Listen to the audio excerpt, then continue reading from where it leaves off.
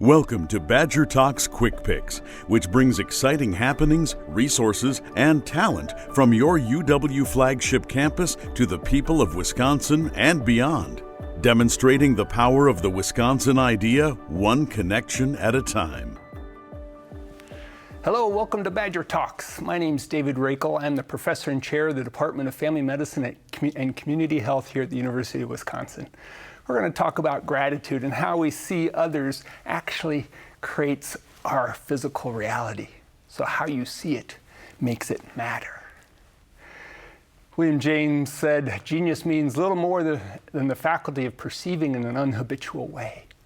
We've all been conditioned as humans. We've become habituated. We've been conditioned. Let's look at an example of how this happens. I want you to put your hands together, just like this picture, with the fingers interlaced, and look down and see which thumb you have on top. I've got my left thumb on top. Some people have their right thumb on top. It doesn't matter if you're left or right-handed. What matters is how you've done this your whole life. This is how you've been habituated. It's how we've been conditioned. This feels normal. But to shift perception to one of gratitude, when maybe we're not used to being or seeing things in that lens of gratitude, requires that we put the other thumb on top. Do that now with me. Put the other thumb on top and see how that feels. It feels awkward. It feels different. But I guarantee you, if you sit like this for 20 minutes a day, the neuroplasticity of our brain will start to feel that this is normal. We can shift our perception. And then when we shift our perception, it creates matter. So this is a fun study that was published in the late 90s. They asked people, what's the one word that you would associate with this picture of a chocolate cake? And when Americans answered that, they said guilt. Oh, stress, guilt. But when you asked people from France, they said celebration. One's associated with more stress, the other one's associated with more joy. And we know when we eat that chocolate cake with a perception of stress, we increase cortisol. Cortisol is a steroid hormone in our body that releases energy in the form of sugar so we can fight or flee. And it also stores fat. So if you're going to eat this chocolate cake anyways, eat it with celebration. Because if you eat it with that sense of guilt, cortisol goes up and you'll gain more weight. You might eat that cake anyways, so have fun with it, enjoy, celebrate life with that good tasting food. So let's look at how you see it makes it matter.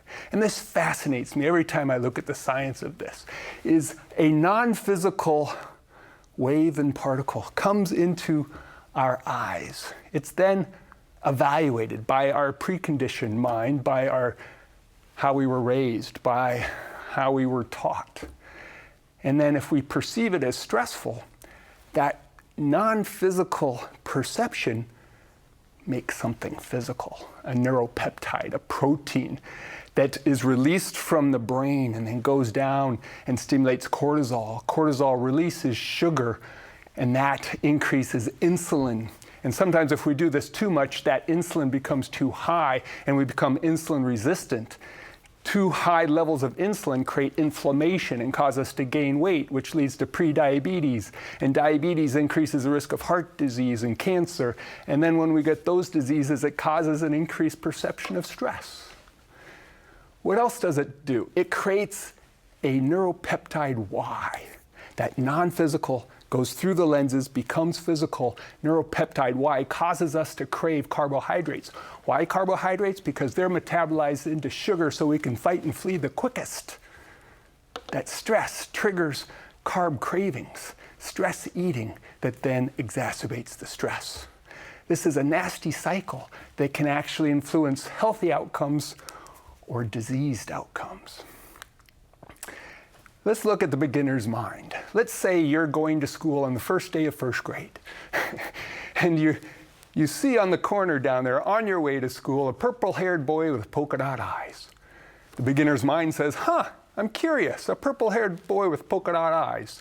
And you go up to him with this curious perception, without judgment for the first time, and he grabs you by the shirt and says, "Give me your lunch money." What does that do? It creates a physical response of my hands might get sweaty, my heart rate goes up. I may even lose a little urine, which then goes into my behavior of handing over all my lunch money, which goes into my memory and creates a belief that I don't think I like purple-haired boys with polka dot eyes. And the next day I walk to school and I see that purple-haired boy with polka dot eyes on the corner, that re-triggers this physical response. That perception becomes physical, it becomes matter. And through these neuropeptides, it creates a physical response in my body, and it goes into my memory, which reconfirms my belief that I don't like purple-haired boys with polka dot eyes. We can shift that. That's how it's been conditioned, but we can change it. This is a study of rat pups. Rat pups, one group was separated from their mother, the other one was kept with their mother. The ones that were kept with the mother were licked and groomed. One set was loved, the other one wasn't. And look what happened to the neurodevelopment of their brain. The dendrites, the nerve cells, increased in the group that was licked and loved.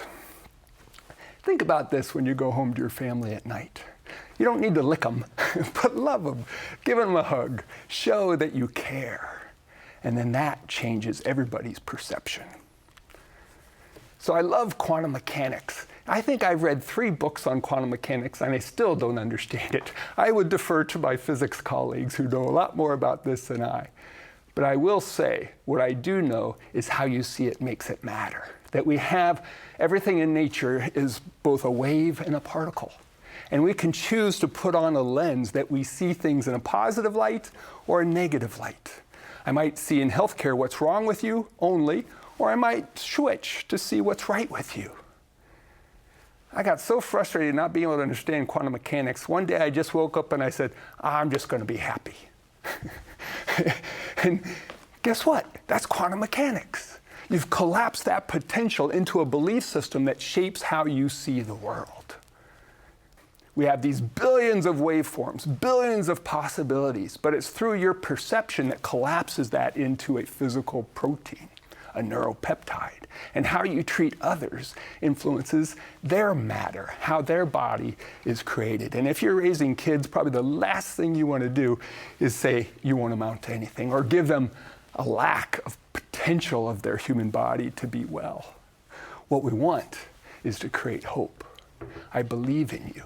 Find something that we can build their confidence, and that creates cells in their body that creates confidence where they can get to where they want to go in life, and they will treat others with kindness because we pass it down. This is also really good for your health. On average, optimistic people live 5 to 6 years longer than pessimistic people. Seen this glass half full in over 200,000 patients that they assessed optimism and pessimism. The ones who saw the glass half full were 35% less likely to suffer a cardiovascular event. How you see it makes it matter. Mark Twain said, I'm an old man and I've known a great many troubles, but most of them never happened. A lot of our stress and chaos is self-created. How can we shift out of that and really see the joy in others and in the life that we live? And we can. If we start to see through these lenses of gratitude and kindness, acceptance, compassion, awe, and love, those are pro-social behaviors that take us out of our ego and bring us closer to one another and closer to nature. And it's hard to be stressed when we practice that gratitude. So it's not what you look at that matters, it's how you see it. And you can change how you see that purple-haired boy with polka dot eyes. There's a lot of different ways we can do this. One is just through meditation, focusing on one thing well, on purpose, without judgment. That's the definition for mindfulness. Get out of our critical, analytical mind and focus on the present moment, the breath, or maybe just one word like gratitude or peace. The mind wanders, but just gently bring it back to that word, gratitude, peace. The mind will wander again, that's what it does. Forgive it, gently bring it back to those words. That's a practice. It'll change the cells in your body. You might want to go through counseling and work with a counselor to understand how your mind's been conditioned. And you develop an understanding of why you don't like purple-haired boys with polka dot eyes. And you work towards one of the more powerful things to change perception, and that's forgiveness.